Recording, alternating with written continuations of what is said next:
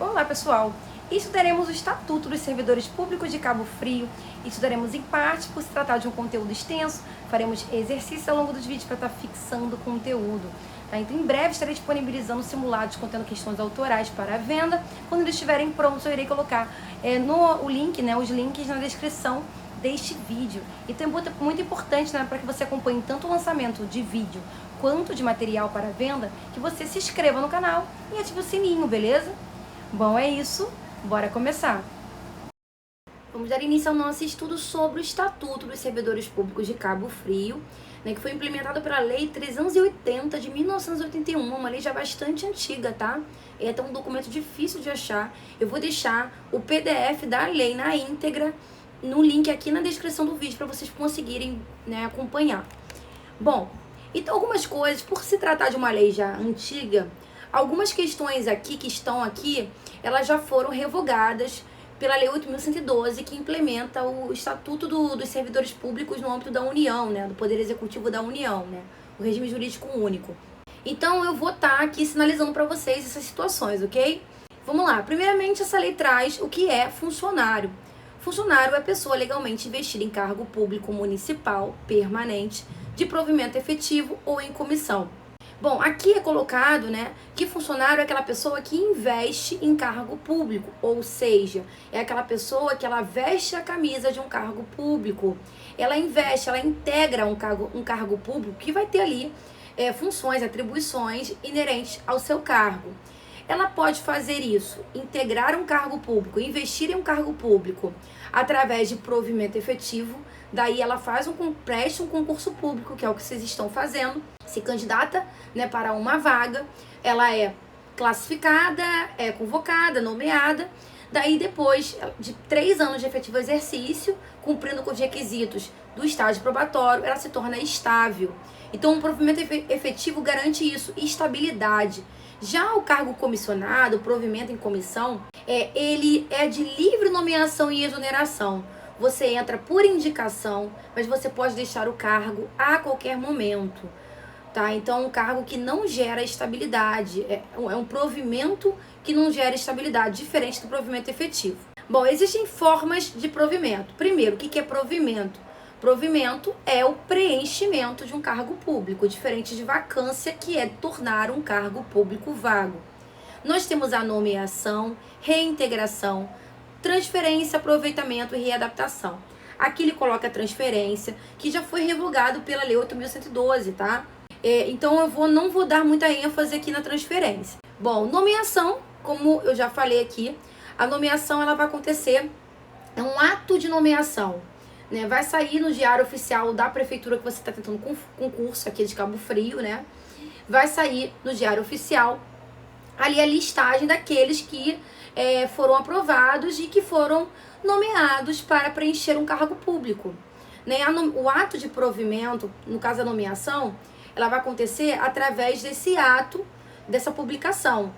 Passa a ter validade a partir do momento que se dá publicidade desse ato de nomeação. E aí a pessoa vai ser comunicada, através desse documento, que ela tem que levar os documentos, fazer a perícia médica, até que ela vai conseguir assinar o termo de posse. Então a nomeação para cargo de provimento efetivo vai depender de prévia habilitação em concurso público de provas ou de provas de títulos, tá? Então a pessoa, para poder preencher um cargo público via provimento efetivo, ela tem que necessariamente prestar o quê? Um concurso público, tá? Esse concurso público pode ser apenas de provas, ou pode, além de ter provas, também ter títulos, que é o que acontece com alguns cargos, como os cargos para o magistério, para os cargos de professor. Beleza? Continuando aqui, falando de mais uma forma de provimento, nós temos a reintegração. A reintegração é quando o funcionário ele foi demitido. A demissão é uma punição. Então, passou por um processo administrativo, e concluiu que aquele funcionário, ele teve ampla defesa, enfim, teve direito ao contraditório, passou por um processo transitado em julgado, um julgamento transitado em julgado, e foi confirmada a sua demissão. No entanto, os motivos que levaram à demissão desse funcionário, depois de um tempo, passaram a ser insubsistentes, passaram a ser insuficientes ou inválidos. Daí, vamos colocar assim, por um erro da administração pública, esse funcionário, ele retorna ao serviço público. Ele é reintegrado ao serviço público, ele vai ter ali, inclusive ele vai ser ressarcido, né, por essa questão, e ele vai voltar para o cargo que ele ocupava antes, tá? A não sei que aquele cargo tenha sofrido alguma transformação, ou tenha se tornado extinto, aí ele vai para algum cargo que seja equivalente, tá? E a pessoa que estava ocupando o cargo dele, quando ele foi demitido, ela vai ser reconduzida para o cargo de origem dela também, tá? A recondução é uma outra forma de provimento que não está nessa listagem aqui. Aqui é dito transferência, já foi revogado pela lei 8.112, então não cabe, né? Porque aqui é uma lei muito antiga. Foi o documento que eu consegui encontrar, inclusive, não encontrei nada atualizado.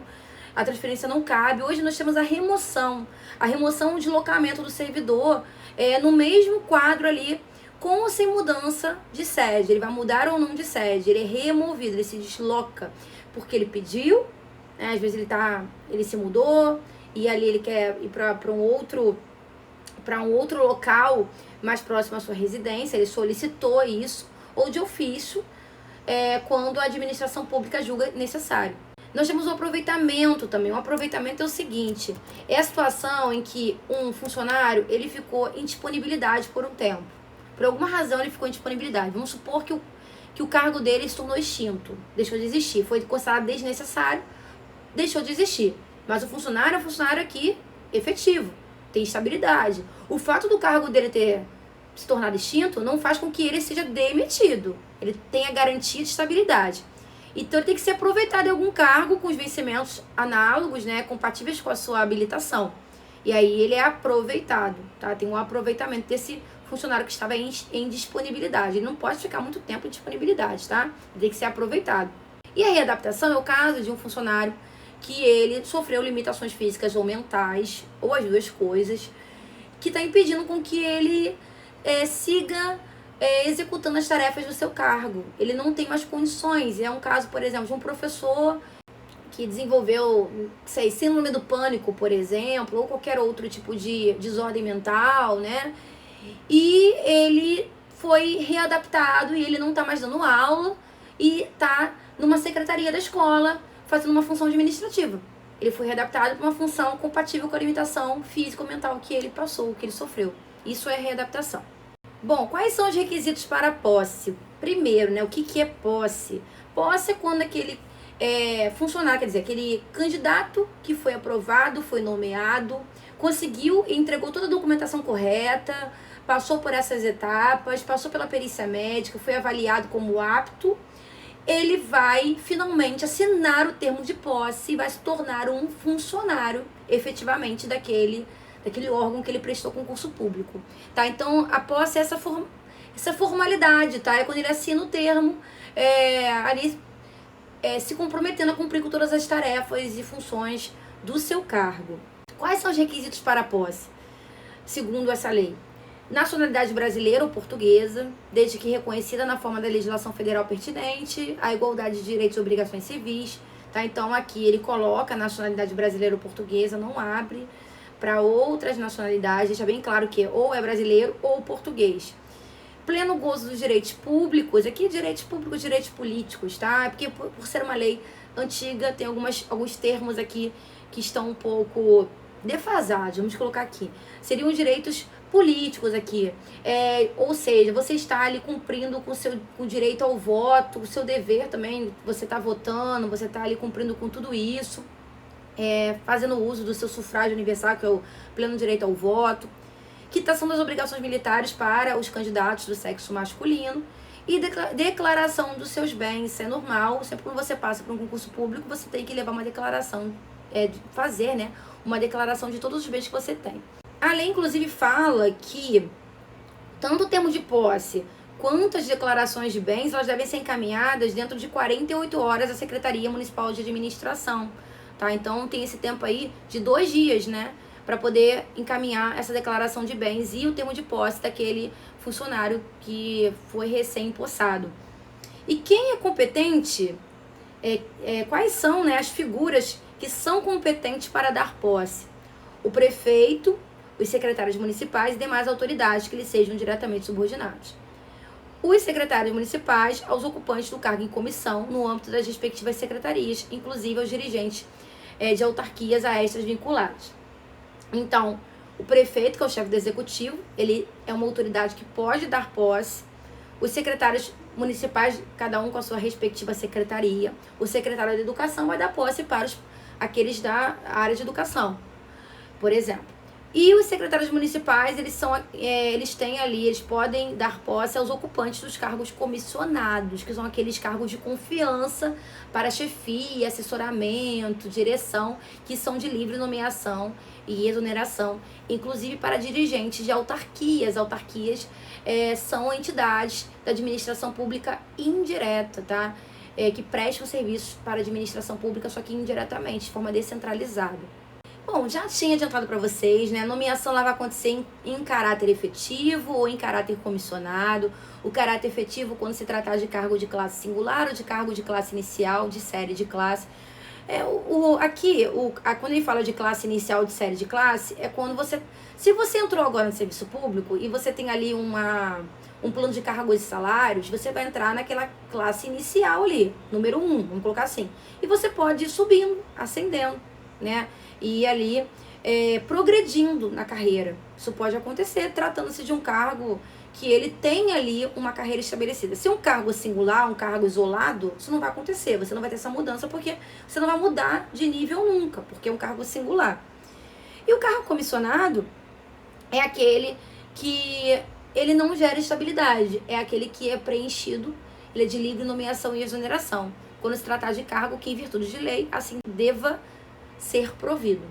Bom, é dito também aqui que a nomeação, ela vai, em caráter efetivo, vai obedecer à ordem rigorosa de classificação dos candidatos em concurso. Isso é muito importante, né?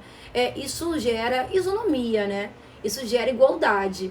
Então, se tratando de provimento efetivo, ninguém pode ser convocado antes de você se você está na frente daquela pessoa. Se você está ali na ordem de classificação, você está na frente daquela pessoa e a pessoa foi chamada antes de você, você vai fazer uma denúncia para o Ministério Público. Porque isso não pode acontecer. Porque tem que obedecer rigorosamente, tá? Rigorosamente a ordem de classificação. A não ser que você pediu final de fila, é outra situação. Mas em tese isso não pode. Eu trouxe aqui bonitinho, né, escrito o que é cada uma das formas de provimento, embora eu já tenha falado para vocês lá no primeiro slide, né? Eu falei de forma resumida, que tá mais detalhado, tá? Reintegração, reingresso do funcionário exonerado ex officio ou demitido do serviço público, com ressarcimento do vencimento e vantagem e recolhimento dos direitos ligados ao cargo. Ele até coloca aqui de funcionário exonerado ex officio. O que é uma exoneração, né? Exoneração não é punição, diferente da demissão. Exoneração é quando o funcionário, ele fez ali o estágio probatório, que são 3 anos, né, para poder cumprir o estágio probatório, e ele foi reprovado no estágio probatório, não cumpriu com os requisitos do estágio probatório, aí ele é exonerado. Ou quando ele toma posse e não entra em exercício, ele vai ser exonerado. Mas é porque ele quis, entendeu? Ou ele fez abandono de cargo, ele parou de ir porque ele conseguiu passou em um outro concurso público, ele tá resolvendo a vida dele lá e já abriu mão daquele outro, entrou com um abandono de cargo. Ou ele mesmo pediu, ele foi lá na prefeitura e falou, ó, tô solicitando a exoneração porque eu não quero mais, enfim, por razões qualquer que seja.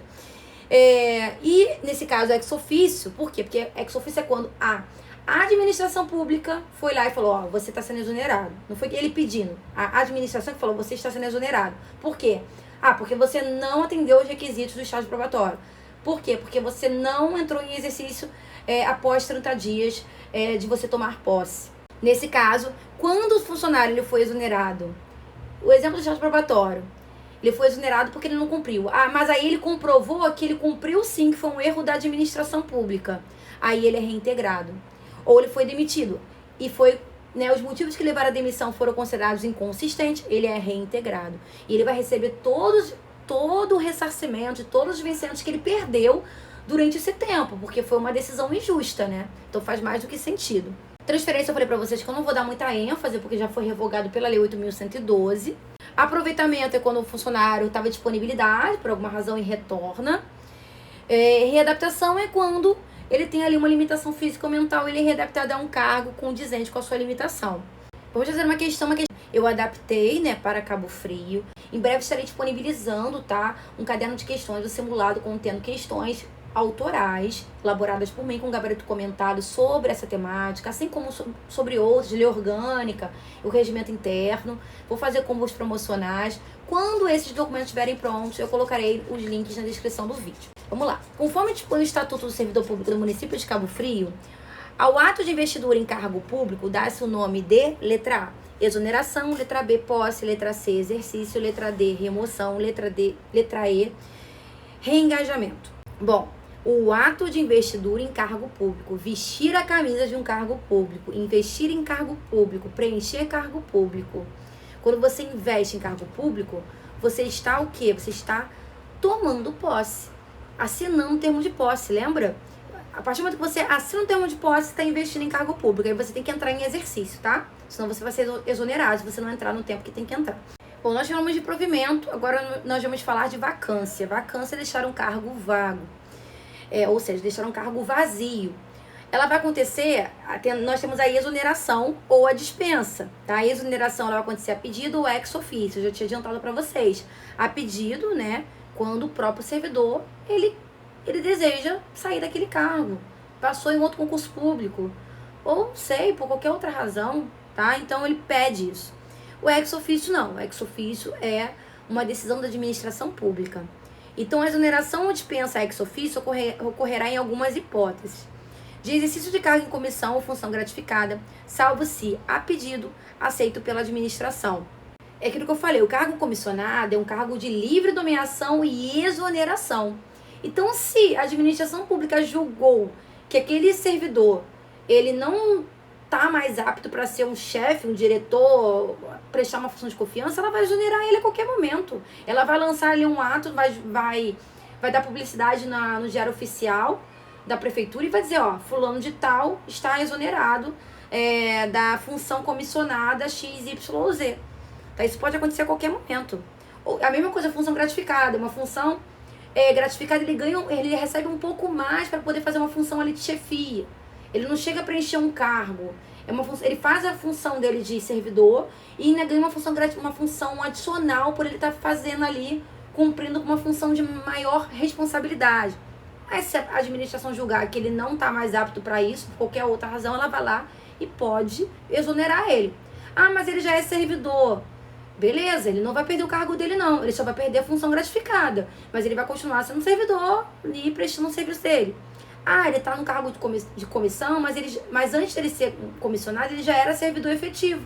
Beleza, ele vai perder o cargo comissionado e vai voltar a exercer a sua função de servidor efetivo. Agora, se ele veio de fora, ele não era servidor, era uma indicação de fora, aí ele vai realmente deixar o cargo público 100%. Para ele conseguir, ele vai ter que prestar concurso público com qualquer outra pessoa e passar e preencher de forma efetiva. E abandono de cargo também, tá? Quando extinta a punibilidade administrativa por prescrição, o funcionário não houver requerida exoneração. Então, porque o ideal a pessoa passou no outro concurso e ela não vai acumular, porque às vezes não dá para acumular, é um cargo inacumulável, ou porque não quer, né? Aí ela vai ter que pedir, requisitar na prefeitura a exoneração. Ah, mas ela não requisitou, ela deixou rolar. Uma hora vai cair em abandono de cargo, tá? E aí ela vai ser exonerada ex officio. E quando o funcionário perde o cargo, em virtude de sentença judicial ou mediante processo administrativo disciplinar, que é o PAD, em que lhe tenha sido assegurado ampla defesa, ou quando, por ser desnecessário, for extinto, ficando seu ocupante, se estável, em disponibilidade. Eu já falei tudo isso para vocês, né?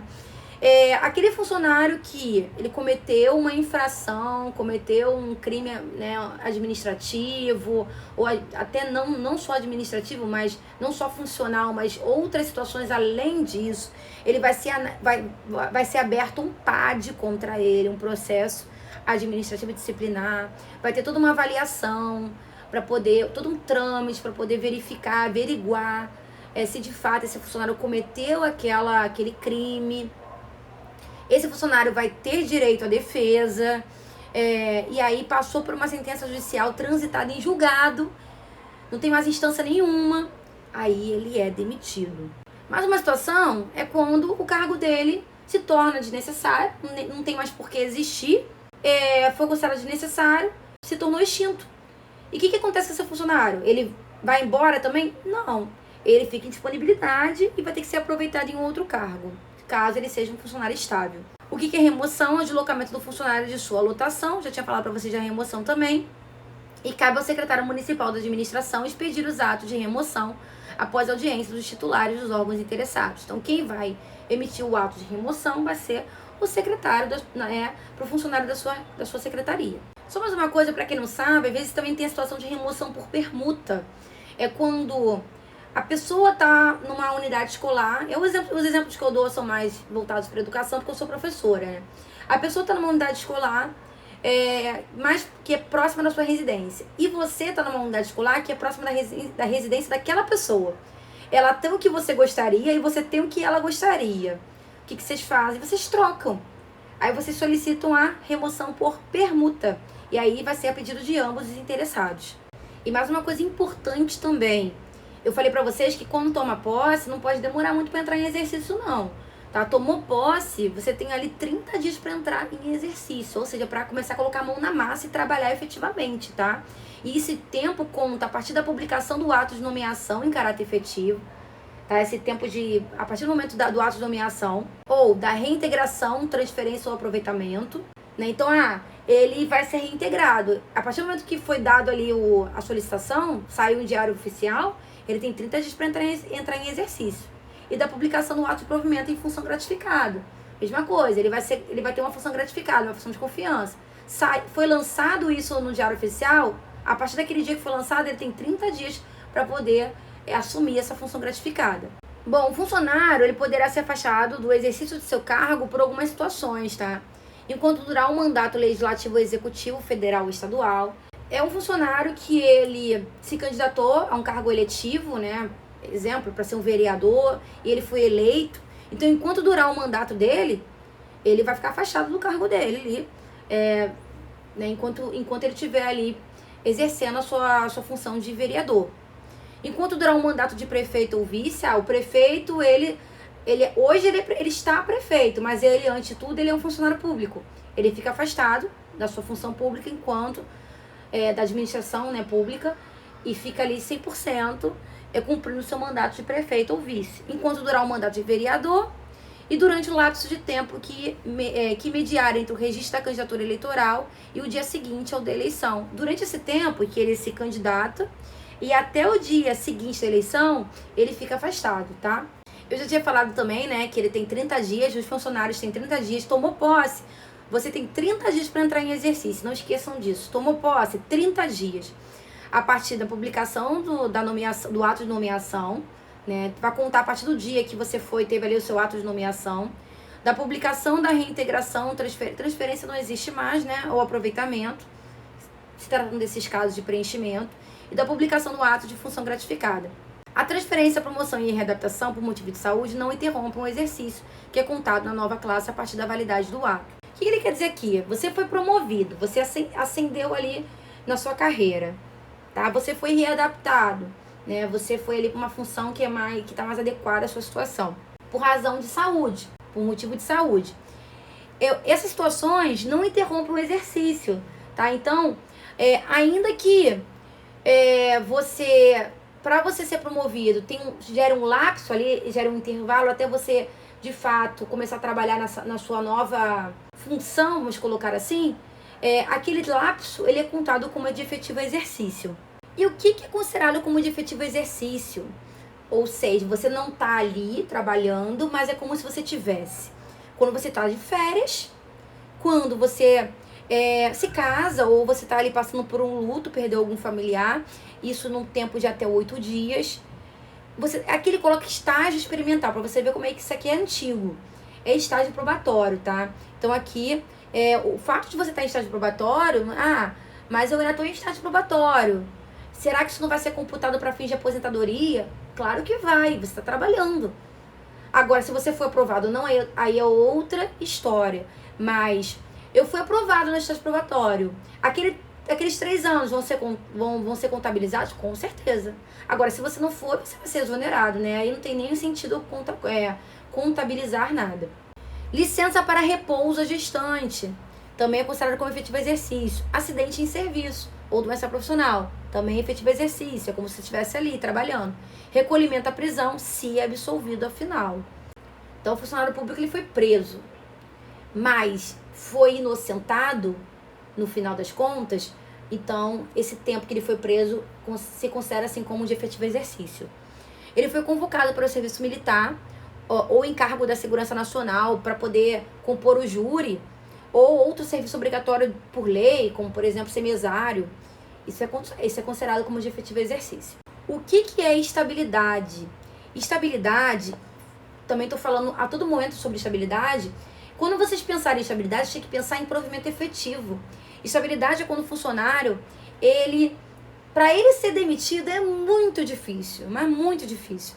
Tá? Ele tem ali uma garantia, uma segurança que faz com que ele consiga, por exemplo, ter mais autonomia, ele consiga se posicionar, ele consiga reivindicar os seus direitos sem que ele sofra uma retaliação, sem que ele tenha medo de se posicionar. É uma garantia esse funcionário público, tá? Então, o direito que o funcionário adquire de não ser demitido, senão em virtude de sentença julgada, judicial, transitada em julgado, ou processo administrativo disciplinar, que é o PAD. E claro que tem que passar por uma ampla defesa.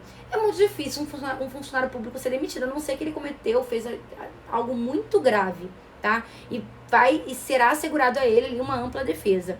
Claro que quando a gente pensa em estabilidade, a gente tem que pensar num funcionário efetivo. Isso não se aplica aos ocupantes de cargos comissionados, porque são de livre nomeação e exoneração.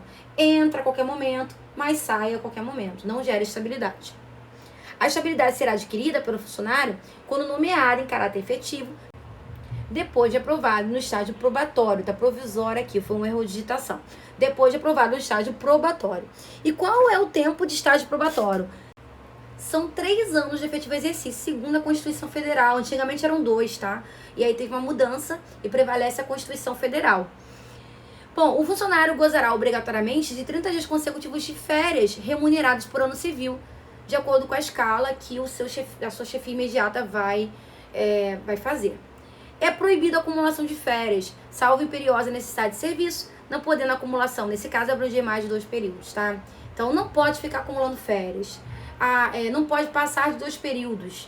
Só vai ser aceito você não tirar suas férias por uma questão de necessidade maior, de interesse maior para o serviço público. Chegamos num assunto que despenca em concurso público, licença, cai muito em concurso público, então fiquem atentos aqui nesse assunto.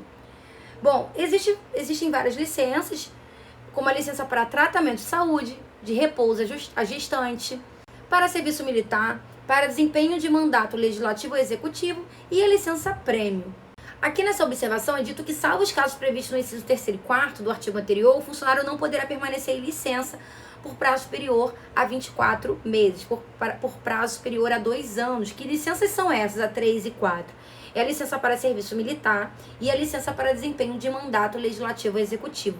Então, com exceção dessas 2 licenças, o funcionário não poderá permanecer por mais de 2 anos gozando de licença, tá? Então, faz muito sentido elas não entrarem, né? A de mandato legislativo e executivo, principalmente. Se ele está cumprindo ali com o mandato, né? Ele foi eleito como vereador, ele vai cumprir com o seu mandato ali de vereador, né? De repente, ele é até reeleito, né? Então, ele vai ficar ali até finalizar, né, esse período. Agora, as demais não pode passar de 2 anos, tá? Tratamento de saúde, repouso à gestante, licença prêmio. Mas o funcionário tá ali com uma licença de tratamento de saúde e ele passou por uma avaliação médica, por uma inspeção médica e ele não tem condições de voltar. E aí, gente, nesse caso, vai passar ali por uma avaliação mais rigorosa, né? Uma nova inspeção e vai avaliar se ele não deve ser aposentado, né? Essas licenças, né, que tem relação com saúde, a licença para tratamento de saúde e a licença gestante, né, licença maternidade, elas vão passar ali, né, serão concedidas por órgão médico, tá, da Secretaria Municipal de Saúde ali da prefeitura em questão aqui, que é a prefeitura de Cabo Frio. Mas eu tinha um laudo por uma questão de saúde, mas ele não foi aceito, ele não foi homologado. Aí o funcionário vai ter que reassumir o exercício do seu cargo dentro de 3 dias contados da publicação desse documento negando a sua licença por motivo de saúde, tá? Bom, as licenças, elas podem ser prorrogadas ex officio, porque a administração julgou necessário, ou solicitada pelo próprio funcionário público. Mas a prorrogação, ela tem que ser apresentada antes de findar o prazo da licença. Não pode ser, acabou a licença, estou solicitando prorrogação. Não, tem que ser antes da licença terminar. É importante dizer também que a licença para tratamento de saúde não gera perda de remuneração, tá? Vencimentos ou qualquer outra vantagem. A pessoa que está ali gozando de licença por tratamento de saúde, ela vai receber os seus vencimentos. O que ela não pode ela tá gozando de licença ali de tratamento de saúde e tá exercendo uma outra função remunerada. Isso não pode, tá? E a funcionária gestante, ela será concedida licença pelo prazo de 4 meses, 120 dias. No caso do funcionário que está ali no serviço militar, né, essa licença dele, ele vai receber, se ele tá recebendo ali um valor por conta ele estar incorporado no serviço militar. Então, do vencimento que ele recebia, vai ser descontado esse valor que ele está recebendo prestando serviço militar.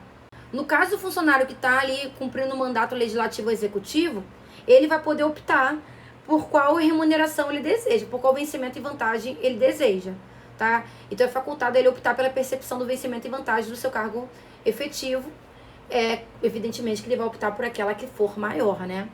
E a licença prêmio, né? A licença prêmio é como se fosse uma bonificação para aquele funcionário que já está há bastante tempo no serviço público, ele não falta ao serviço público, e aí ele é concedido 180 dias de licença prêmio, após ele completar 10 anos de serviço sem falta, sem se afastar por nenhum tipo, sem ter nenhum tipo de afastamento, nenhum tipo de punição, tá? E aí ele vai ter ali o direito de 180 dias de folga, e claro que vai ser contado como de efetivo exercício, ele vai receber normalmente.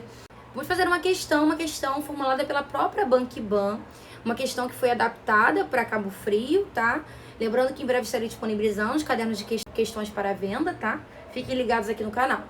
Aspectos de licença que não encontra previsão expressa no Estatuto dos Servidores Públicos do município de Cabo Frio está apresentada em qual alternativa?